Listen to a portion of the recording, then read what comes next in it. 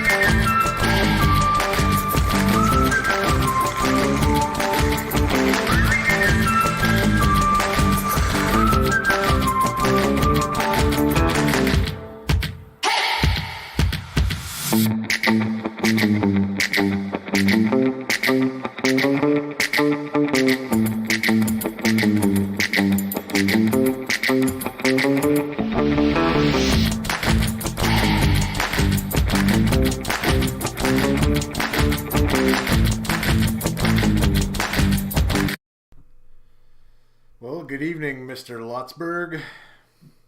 Hey Mike, how's it going? Not too bad. How are you? I'm pretty good. 5-2 win. Yeah, even better after a big win like that. Yeah. Feisty affair too, hey? Yeah, I got chippy real quick. Patrick Maroon, I think, started it all with the kind of nice, almost butt end, I think, to Connor there, and a little cross check after, and yeah. It was pretty obvious what he was doing. Like, it was a pretty blatant hook, and then there was some kind of maneuver on the takedown, whether you want to call it a sloop foot or a trip or whatever you want to call it. And then he went for a little cross check after he got David down too. So he was trying to stir stuff up for sure. Yeah. Costin gets into a little brouhaha with him there, and yeah, Perry and Nurse. I mean, I guess the only one of our sort of heavyweights or tougher guys not to go, I guess, would be Kane, and for probably good reason. Yeah, it was scary enough watching him get into a scrum there after that Kucherov hit. It's like, I'm okay with him not dropping the glove. Love to see Costin getting into it with Maroon stepping up for Connor. Someone like that, we never see that type of response, and that was nice to see. Yeah, no, I was okay. I was okay with the rough stuff and a mean-spirited game, and you know, almost like I think we were in control of that, you know, most of the way, and didn't really let up. But Tampa just doesn't quit. They don't let you have it easy. No, definitely not. And I mean, like Louis was saying on the broadcast, Maroon did that very intentionally, and it was to wake his team up, and like he drug his team into the fight, got them engaged emotionally, and they stepped up in the second period, and they clawed their way back into the game. Yeah, 5 in a row. 5 in a row. We're starting to feel it.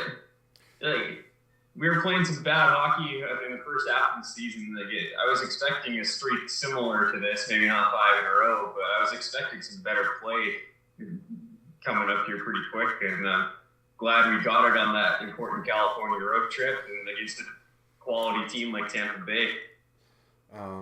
We got Kelly, I think, tuning in from, I believe he's in Taiwan, and he's asking, did anybody else think Kucherov was that greasy? Yeah, I've seen that from him before. That's not a big surprise to me, but yeah, I mean, he's playing with an edge for sure. Yeah, I didn't think he was, he had this much in him. I have a friend who's a Tampa Bay fan who was at the game tonight, and we were talking about how Kucherov was getting into it. He said that he was after the Desharnais hit on him, which I missed, he said that Kucherov was either going to score or take a dumb penalty tonight. So that's coming from a Tampa fan, so Kucherov can play that way too. Yeah, there's an edge there. He's still a skilled guy too, but yeah, he definitely has that nastiness to him, and I guess Draisaitl kind of has that too. So it seems like Kucherov is more willing to go to that, though. I think even than Dry, which is kind of surprising, but.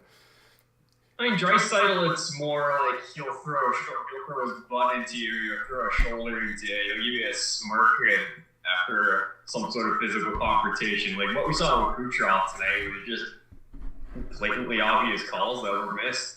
Yeah, I mean, there was a hit from behind, the trip on Kulak. I think Draisaitl kind of, you have to wake him up before he gets into that. I don't think he really initiates it all that often, except for in the playoffs. He'll do that, but Kucherov. He lets that sass out, like he had to look over to Maroon after the goal tonight, and I remember it was a pretty chippy game against Washington last season, if I remember correctly, but he had that little play as he's going to the bench. He just like gave him a little sarcastic shimmy shoulder shake. He had this weird look on his face. It was just hilarious. Yeah. This is a fun game. It's almost junior B-esque kind of hockey game, and I don't mind that. It makes for entertaining. Mr. Puljujarvi didn't see a lot of ice tonight. I guess what did you say, 6 minutes and change that he played, I guess is probably 6 minutes more than he expected to play, probably at morning skate, but yeah, 6:51, so just under 7 minutes. Yeah, it was kind of odd to see him on the bench, even though it was made public that he was told earlier in the week he wasn't going to be playing tonight. But I guess Janmark got sick or something. So yeah, he goes. But yeah, it makes sense that he wasn't going to play very much, given the fact he wasn't going to play at all. So it's not like he was going to get 20 minutes. Yeah.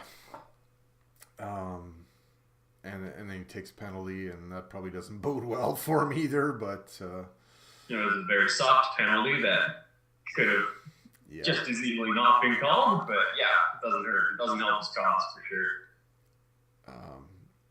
Our group chat was filled with unhappy campers with tonight's officiating, and to expect 2 games of good officiating back to back, I guess, is too much to ask for, because I thought the officiating in that Seattle game was great. Yeah, I had no issues with what happened in the Seattle game. That seemed pretty fair. But yeah, tonight got a little out of hand. Kelly's asking, what did we think of Broberg and Bouchard tonight? Yeah, I think those two as a pair are doing just fine. Broberg's coming into his own, night after night. Listening to Rishog this morning, maybe it's not Broberg that's part of a package. Maybe it's the guy in the third pair in Kulak. What do you think there? Yeah, I mean, I've been a proponent of Broberg all year. My prediction was he would sneak into the top 4 by season's end, and who knows if he'll sneak into the top 4, but he's establishing himself as an everyday NHLer, and he's at least doing that. It's like, that was a pair tonight. De Corsi was 18-2. Shots on goal were 9-1 when they were on the ice at 5-on-5. Like, their numbers are off the charts. I think I saw one little mistake from Broberg, it was minimal, didn't amount to anything. But those two have been great together, and they were fantastic tonight. Yeah. Right at the end of the game, too, Bouchard tries to, get a couple shots through on the power play, and was it Bogosian or whatever wants to scrap him because he hit him with one. Like, what the fuck is that? Got him in the ankle and then took another one. To us, that's hilarious. It wasn't so funny to Nick Paul with games that already decided and Bouchard's taking clappers from the point. But, get out of the shooting lane. Yeah, like, if you it's the NHL, man. If you don't want to get hit, get the fuck out of the way. Exactly. They don't care if you're in the shooting lane or not. Who's going to shoot the puck? Oh. This is fucking gamesmanship, though. We're not really used to that. Like, even Calgary doesn't have that. Like, I was expecting that kind of shit in the Battle of Alberta, and that wasn't there. No, it really wasn't. Like, we didn't even see it in the playoffs. Really. No, there was more gamesmanship in a fucking mid-season, Eastern Western Conference clash that means really not a lot for the Lightning. More gamesmanship in that than any of the games in the Battle of Alberta. I was actually kind of happy, like and I expected to see some of that in the Battle of Alberta, but after Game 1, really there was nothing. It was just Edmonton taking fucking Calgary to the woodshed, really. Like, all Calgary had for as far as gamesmanship was a check run his yap, but that was real effective. Yeah, that ended after the first game too. Like, I don't know what Kane said to him, but something took effect. But I think this is a little bit of posturing by Tampa Bay here too, because like they understand that Edmonton went to the Final Four last year. Tampa expects to be back there again this year too. Like, this is not necessarily a message just for tonight, but they're saying, yeah, you're gonna have to get through us if you want to achieve your ultimate goal. Yeah, like, and they just don't go away. No, they don't. Like, I mean, that's a quality team that's been there before. Like, chippy game like this, we're all riled up, and I'm sure the boys in the locker room in Edmonton are all riled up. But at Tampa Bay, they're just like, meh, that's another day.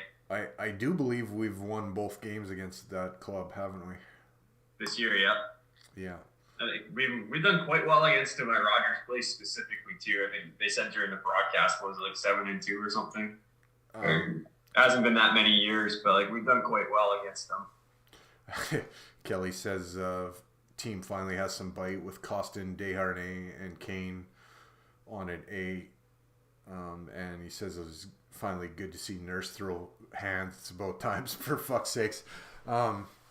Yeah, Darnell, Perry's just hung on and kind of stretched him out and didn't really let him do a lot of damage there. But yeah, I thought that was a dumb fight for Nurse to take. In all honesty, at the end of the period, your top pairing left D going up against their fourth line right wing, who've washed up plug now.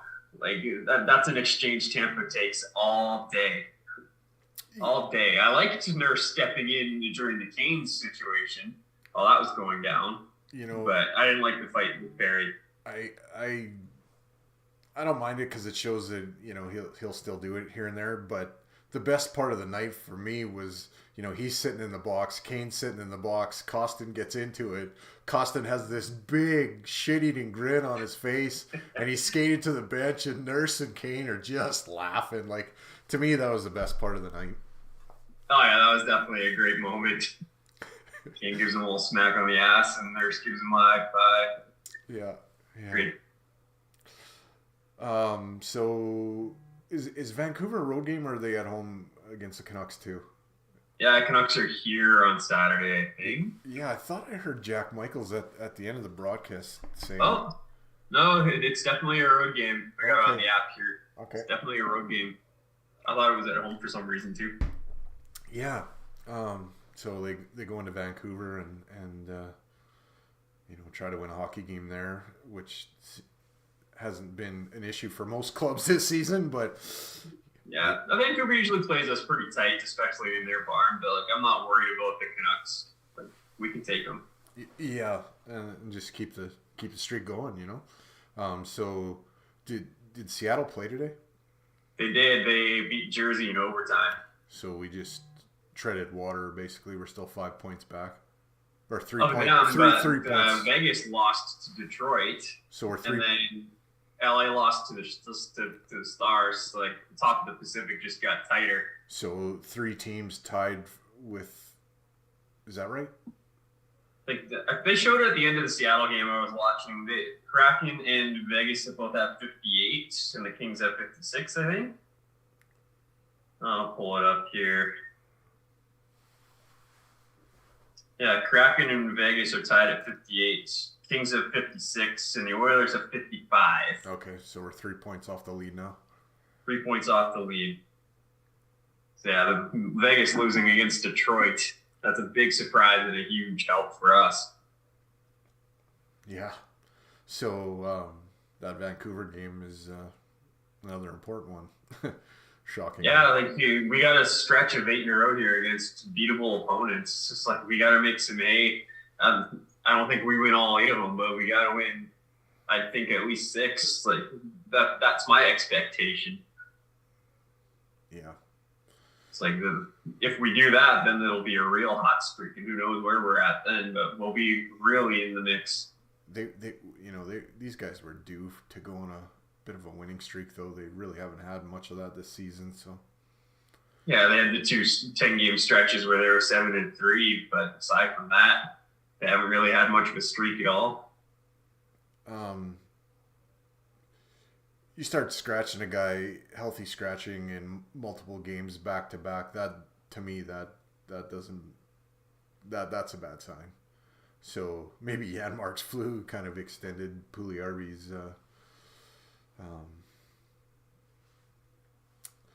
I don't know. I don't know what the story is there. Like, I don't know if they've got something in the works or if they're just doing that because they think the lineup they iced in the last game was the best one, or. They did this to Warren Fogle earlier in the month too, right? It was 2 games in a row. And same thing, I'm pretty sure Derek Ryan sat 2 in a row too until Yamamoto came back in, right? Did he not? I think he did, yeah. And then it would have been 2 in a row for Puljujarvi. But I mean, so I honestly think they're just going in a rotation. I don't think anything's imminent on Puljujarvi, but the fact that he's in that group that's being set isn't a good sign for him, that's for sure. Shore getting sent down. What do you think of that? Like, what does that really do? You understand this better than I do. It's a conditioning stint, so I think it just means that he just hasn't been in a game in a long time, and they just want to get him some ice. I think that's really all it is. Like, yeah, they could have waived him and got some cap space, but for how long? Right? So like, whether it's a conditioning stint or whether it's just whether it was a wave, I don't think it matters right now. I'm sure they just want to get him some ice.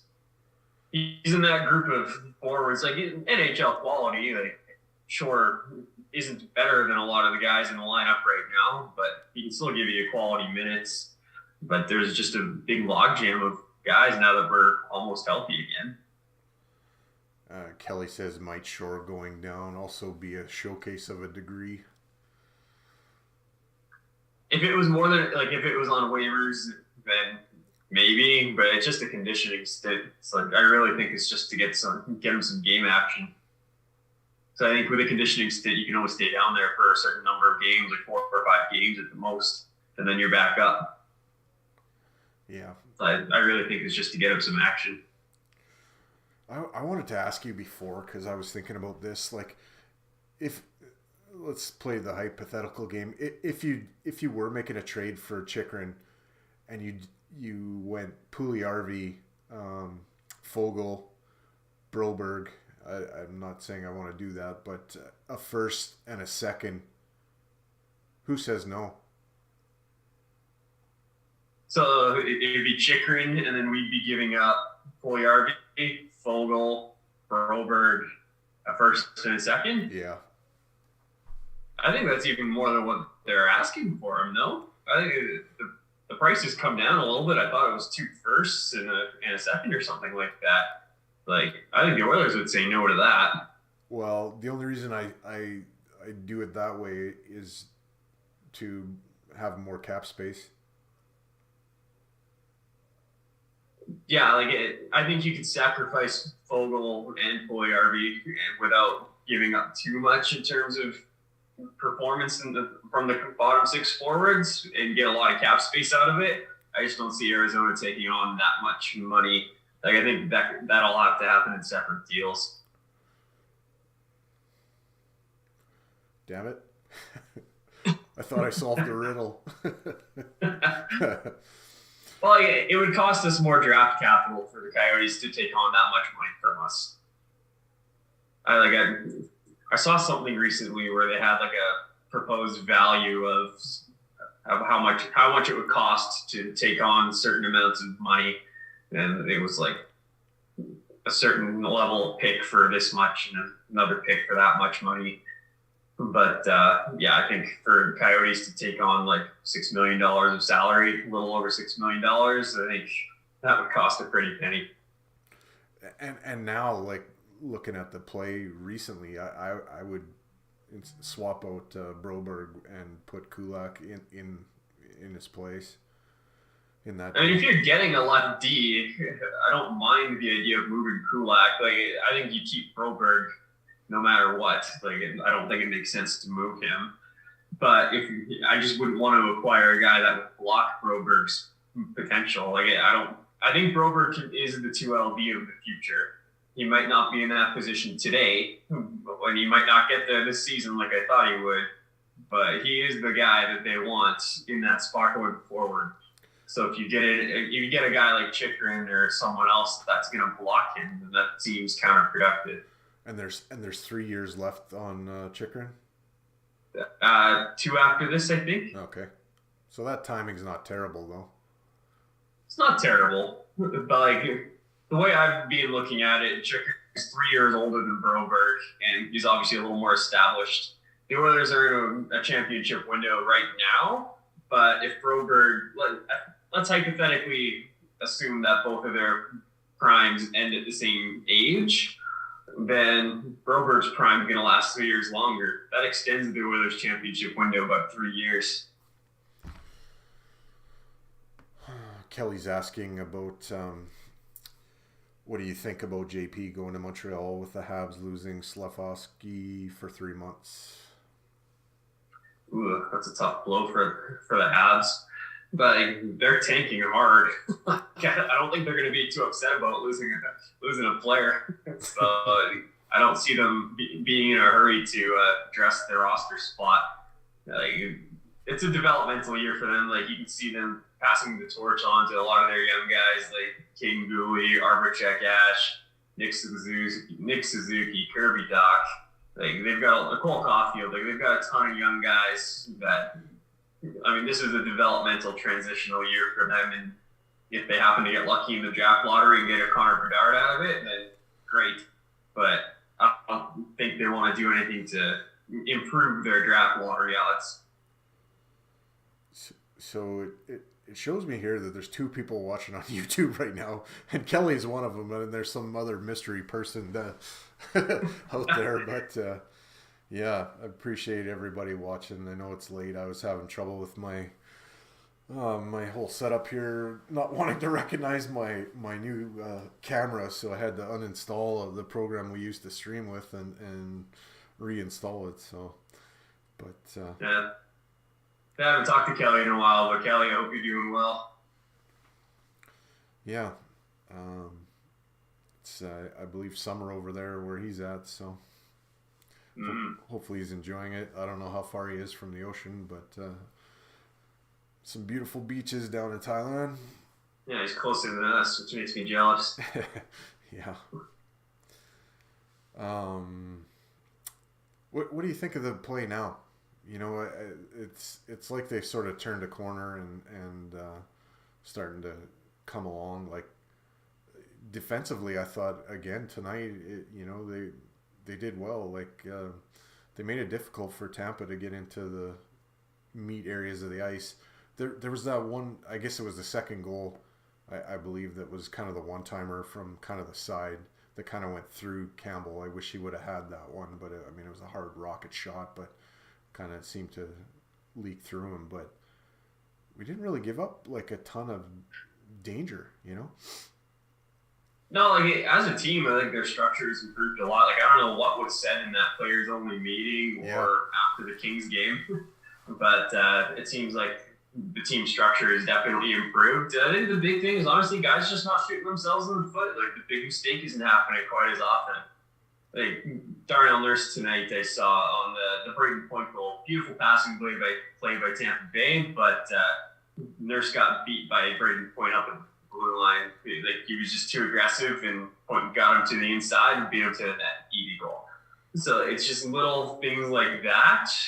It's just mental mistakes that guys were making that were costing us at opportune times. I think we're seeing a lot less of that happening, and I think we're seeing more of a commitment to structure, especially in the neutral zone. There's a lot less odd man rushes coming the other way, and we're seeing the results. Kelly says, thank you. It's nice to listen to you guys after the games. She's 20 degrees out today. Yeah. Nice. I think we were like -1, might have got above 0 here today. Yeah. It was it was a nice day here, but it wasn't that nice. Yeah. No 20 degrees. No. Oh, man. Desharnais. I think he's been great so far. If I was to be really nitpicky, there's been a couple little plays where a little giveaway or stick fouls, but the penalties he's taken, it's come from him playing hard, just being a little too aggressive with the stick. It's I don't mind those penalties. You like to see the frequency of those come down, but they will. He'll learn. But I've been really impressed with what I've seen. He skates a lot better than I thought he would for a guy who's 6'7". He's got a lot of range, and I think he reads the game very well. There's a reason he was the plus-minus leader in the AHL last year. He's got a good sense of defensive zone reads, and we've seen that up here so far. That slash against the Kraken there, it was like, oh, you got around me, did you? Here, eat this. Yeah, exactly. Hey, that was one of those ones where you're preventing a breakaway chance, basically. Right? Yeah. There's one-on-one with the goalie, and he turned around and did that. No big deal. I have no problem with that at all.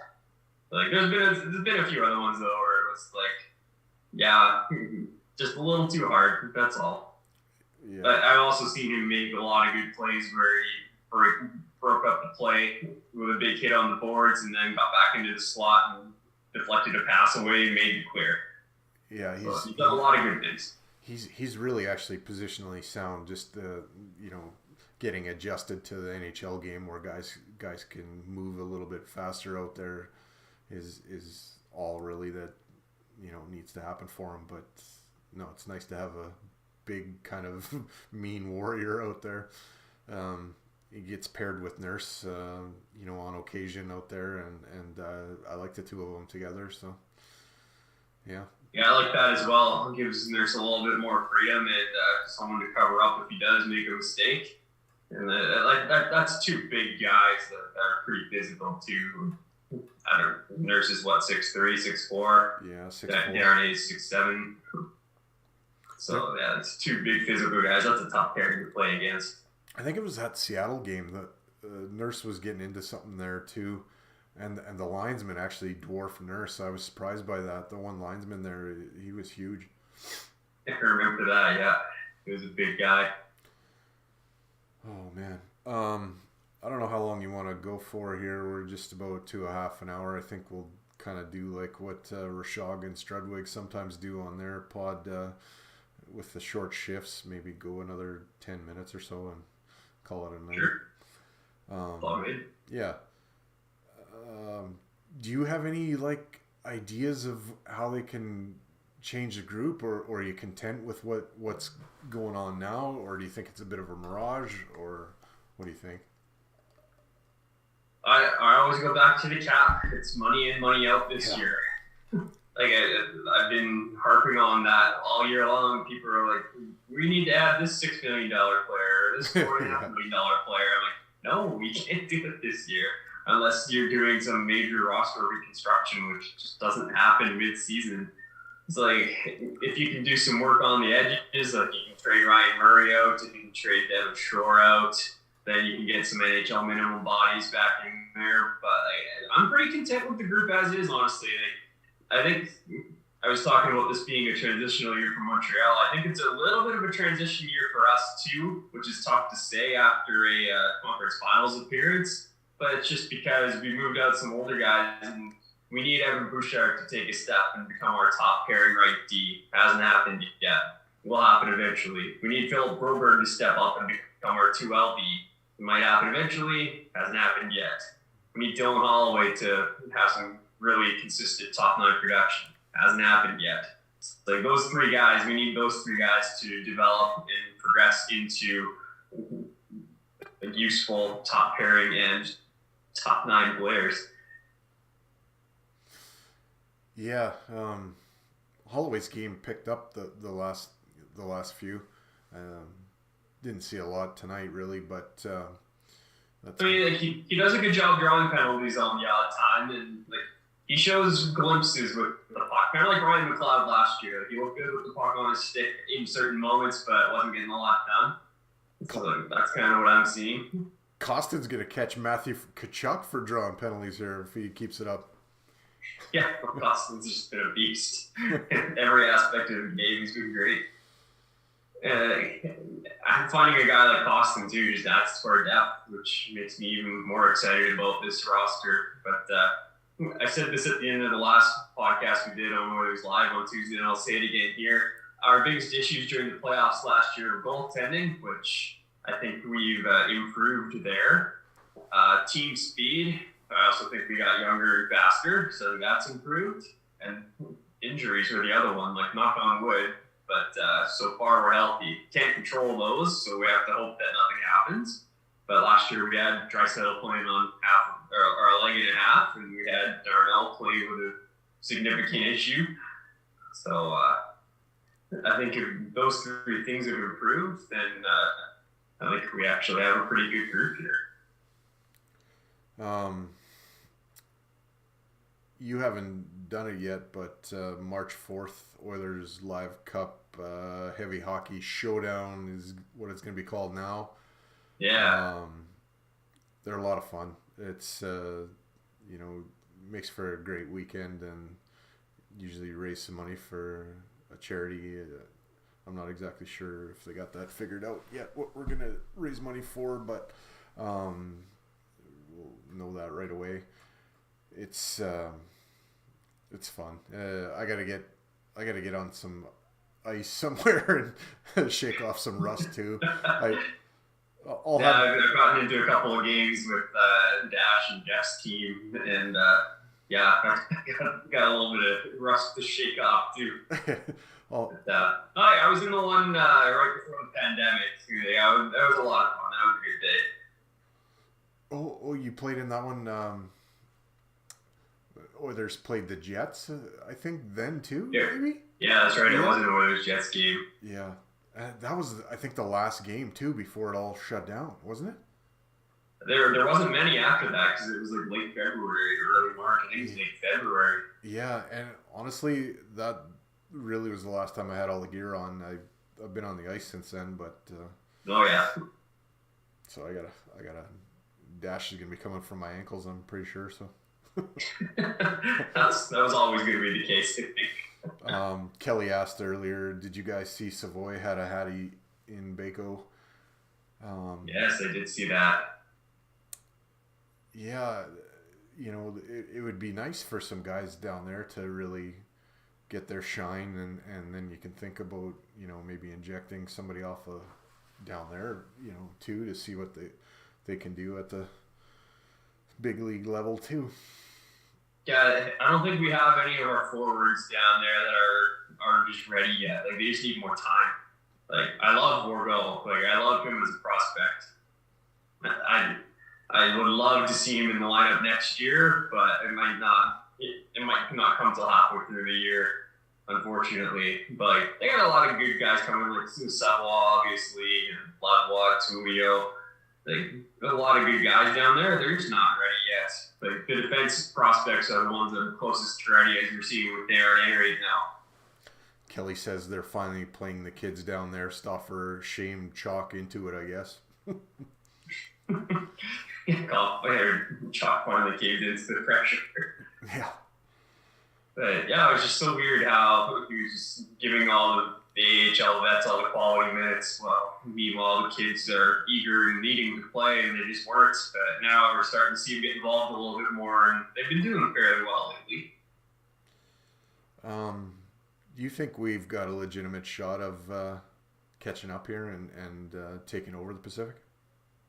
100% I do. we're on 3 points back, and there's like 35 games left or something in and around that number. Like, there's plenty of hockey left to be played. And McDavid's at 39 now? Yeah, 39 after that one tonight. And today was 46 or 47? I don't know what he got last year. It was mid-40s somewhere. Like, he'll easily eclipse it. Yeah, today was the 47th game, so... Oh, sorry, 47th game. Yeah. It's like, you got Connor playing at an unprecedented level for him. You got Nuge having a career year. You got Hyman having a career year. You got Leon also playing really well. Kane was playing really well before he got hurt, but yeah, he'll get his production back. I'm not worried. But it was just the defensive play and the goaltending for us in the first half. Those were our big issues, and we're seeing right now that they're working towards getting that fixed. Campbell's figuring his shit out, and Skinner's an all-star, which amazing. I'm so happy to see Skinner get the vote in there. Yeah, Campbell looks steady now.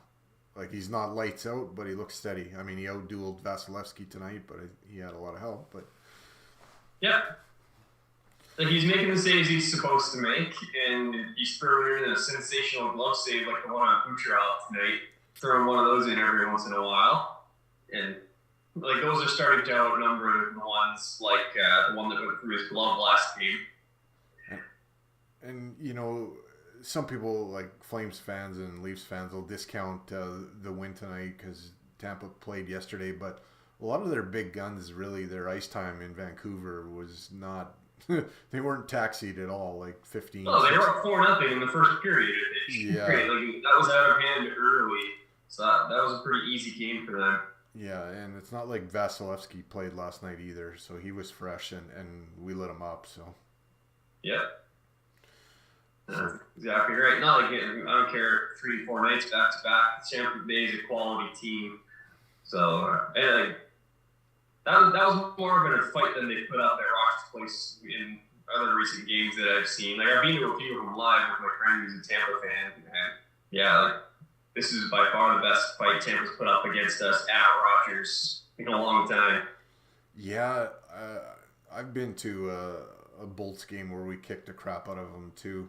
And I think it was the year they won, well, not the year, but one of the years they won the cup. Yeah, when they've been 6 out of the last 8 conference finals, like, they've been a really strong team for a long time. Yeah, I mean, they win one more. I think you've got to put them in the dynasty category. Yeah, if they win it this year, it's hard to argue that. And I mean, they every year they've got they got a legitimate shot. I honestly think if it's between them and Boston, they probably get through that. They've had Boston number in the playoffs the last few years. And yeah. I don't understand what Boston is doing. They're playing some unbelievable hockey, but I just don't understand why. Yeah, their record is unbelievable. I'm not sold that their team is unbelievable. Yeah, like, I'm not convinced that they're the runaway powerhouse that they're playing like right now. Seattle walks into Boston and takes them to the woodshed. That doesn't make a lot of sense to me because I don't see Seattle as having a real high-end game. No, they don't. Kelly's asking, going back to the trade ideas, are there any under-the-radar options out there you'd like the Oilers to acquire? From where I sit, to be perfectly honest, no. I'm pretty content with where the roster's at right now, and going back to the cap thing, it's money in, money out. It's like, from all the names I've heard, and like, I haven't done a deep dive into it yet, just because I don't think we're going to do much at the deadline, but I haven't heard any names that are truly intriguing. We throw around Radko Gudas' name in our group chat, but do you think that Radko Gudas' foot speed is any more there than Desharnais? Because really, Vinny's showing well, and he's kind of that Radko Gudas type defenseman with more size and more nasty, maybe even. I don't think he's goes into the idiot realm of penalties and that. I haven't seen that yet anyway, but no, like Gudas has a bit of a reputation and like heavy hitter and can muck it up with the best of them. But like you also know you can throw some minutes his way. Like we're slowly learning what we have in Desharnais here. He's performed well in his 10 to 15 minutes a game. But and I don't know what Gudas gets for ice time, but I'm sure he's consistently over 15 minutes. But so like Gudas would be a version of Desharnais that you just trust a little bit more right now. Yeah.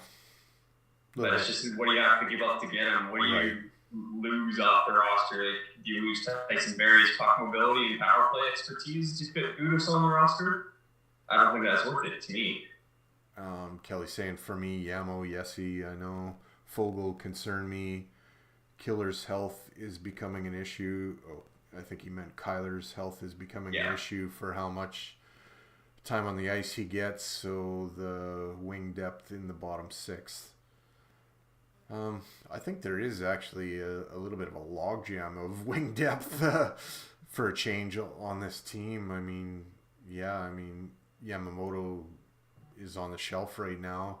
Puljujärvi had 6 minutes, and I didn't see a lot from Fogle tonight. But I mean, you still got Hyman and Kane, Holloway. You know, it's almost like there's a surplus on the wings now, and maybe you can afford to make something happen by packaging one or two of those guys and say Kulak and going after Jonathan Toews to solidify, the center position. And as fun as that would be, that's a major roster reconstruction. Yeah, that's like renovating your bathroom in the middle of the season. Right? Like, sure, all those ideas sound great and might work in the offseason. Like, I do think we need to rebuild our right side. I think Puljujärvi is unfortunately probably not going to be on the team next year based on the way things are going right now. Yeah. Then I think Kelly's point on Yamamoto's health is definitely valid and warranted. Like, I'm starting to get a little concerned for him too. Like, everything that I've seen from just the randomness of the injury timing and the fact that it's undisclosed, there's no video of any plays where something could have happened on, it makes me think it's post-concussion syndrome. Yeah, no, I'm with you there. I don't know if he's been healthy much this season. Maybe it is going back to, I think it was Landeskog running him over in the playoffs going back that far, last year. And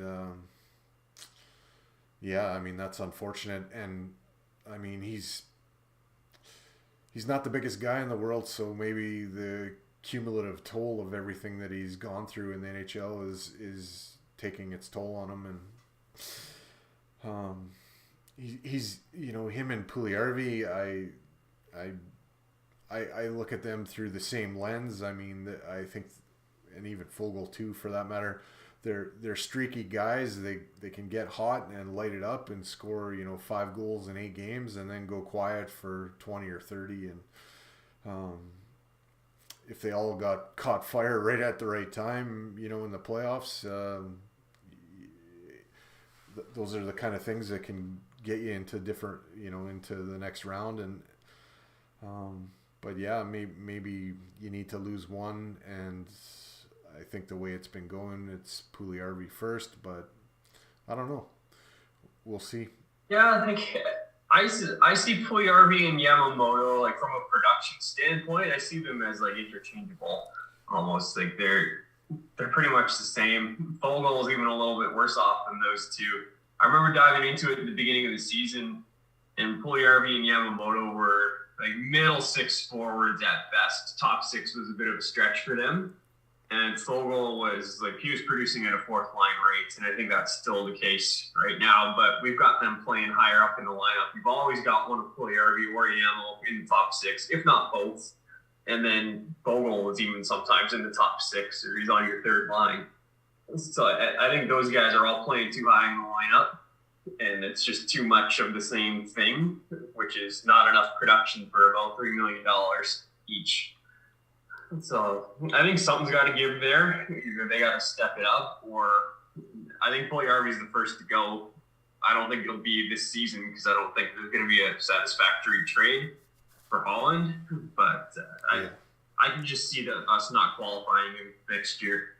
To be honest, like I just don't see us doing it. Yeah, I mean, if you have to combine like an asset with him just to move him, I mean, that's... Is it worth it? Like he's still a useful forward. Like he's not bleeding. I mean, his goal scorer is kind of struggling this year, but like generally speaking, he's not a bad defensive player. He does a lot of little things well. So he's a useful NHL forward, just not at 3.1 million or 3 million.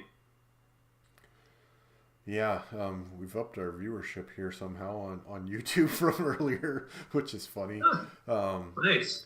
Yeah, I was trying to look at some UFAs on Cap Friendly, so I'm kind of looking down here. Like I'm trying to see if there's anybody worth going after.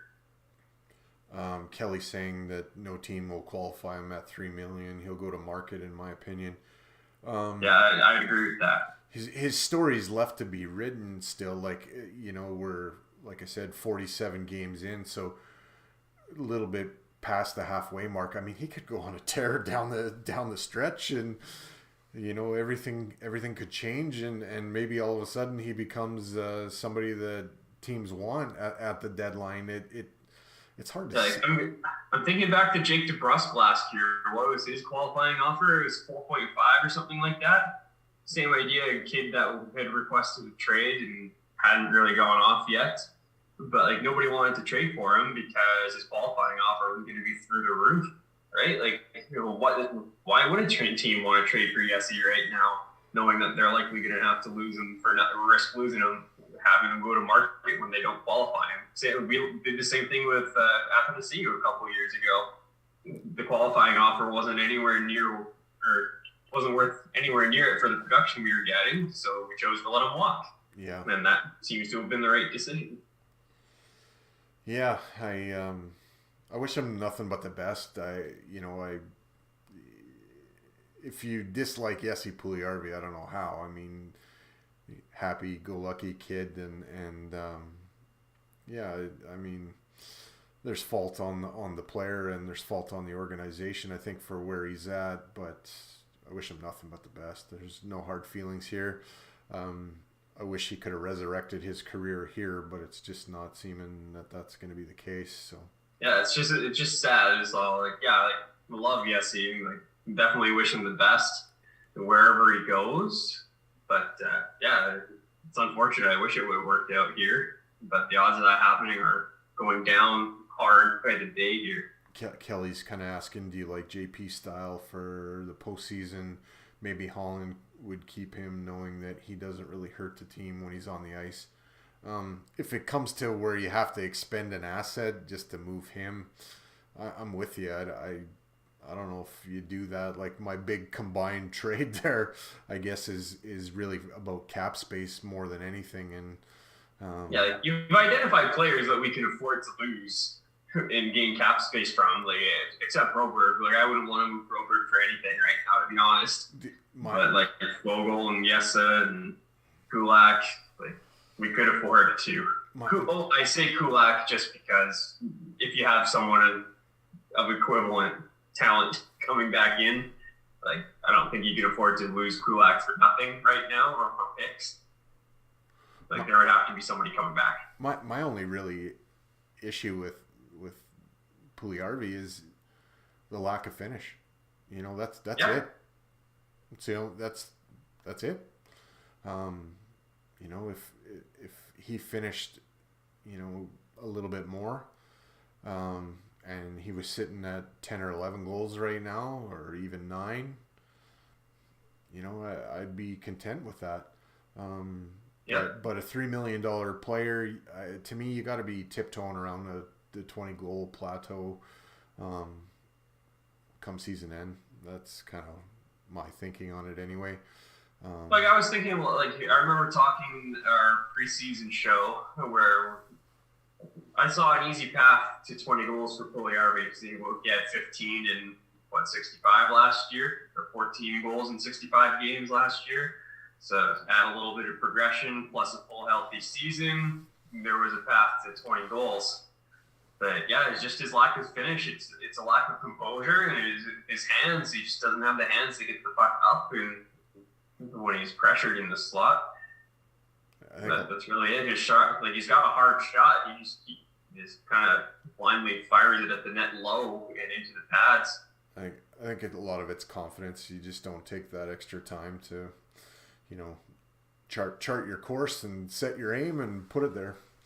Yeah. And there's been times where he's on the right wall, and there's a defenseman kind of in the neighborhood, but not really on top of him. And instead of kind of driving in more like Glenn Anderson or Messier, he just rifles it, from that kind of bad angle, and goalie makes the easy save, and that's the end of it. There's not. Yeah. Much, there's. Yeah, there was one of those examples tonight too. He had Vogel going to the net. I think, and could have potentially banked it in off his shins or something if he tried to pass over there, but it was just he had a little bit of space to the high in the zone and let a little wrister rip right into the chest, play over. Yeah, and Kelly saying not using him in the net front, and that's that's a good point. I mean, when you're struggling, shooting from the perimeter is harder, right? So when you're struggling, you take it to the net, you get an easy one, and you build from there. I mean, that's how I get out of my funk. If I'm having a hard time, I get an easy goal and then work away. I mean, banging a rebound, Tim Kerr special, garbage truck cleanup, and then and Ken Holland was talking about that earlier, around the time that we already had his comments in the Finnish media there. But if we want him to go to the net, we'd be struggling just because that's where you get your goals, right? Get a few mucky ones. Yeah, and tip-ins and deflections and all that fun stuff. His one goal that he got was that tip-in. I think the shot was like from the point or from the neutral zone or something. And he just kind of stuck his stick out there, and it was a little bit lucky to get the tip. But that was his first goal in the first 30 games or something like that. It was the only goal in that amount of time. I don't know where in the world these other people are watching from, but I'm thankful for it. It's just about midnight now. Got any articles in the can or on the fire? Or I've got some ideas on the fire. Nothing imminent coming out yet. Because I've been such a proponent of Broberg, I do want to dive into the numbers on him a little bit in an upcoming piece. So that's something to look out for. I'll leave it at that for now. But I've always got ideas. I've always got stuff coming through. It's just I just wrote a lot in the last couple of weeks here, and my brain's just like gotta breathe for a minute. But you'll see lots more content from me coming up throughout the year here. Final thoughts? Yeah, I'm just very happy with where the team's at right now, and that was a huge win. I guess against the Tampa Bay team that has 2 Stanley Cups in the last 3 years and another Cup final loss and 8th in the league this year coming in, and to beat them and to shut it down in the third period the way we did, to survive a big pushback the way we did, I think that says a lot about our team. Same thing with the win against Vegas. We shut it down in the third period. It was a back and forth affair. But we've got 2 quality wins against 2 quality teams, so that's made me feel a little bit more confident and a little more optimistic about the rest of the season and another potential playoff run here. I thank you for coming on and bearing with my brief technical difficulties that were more than brief after the game. Computers, I tell you. Yeah. If you haven't yet, subscribe to Heavy Hockey on YouTube and check out heavyhockey.com for all kinds of articles from Lotzi and all the gang at Heavy Hockey. Podcasts, Paddle Down, Oilers Live, World Hockey Reports, here straight off the pipe, and Forever 99. Keep your sticks on the ice, keep reaching for the stars, go Oilers go, and let's beat the Canucks on Saturday night.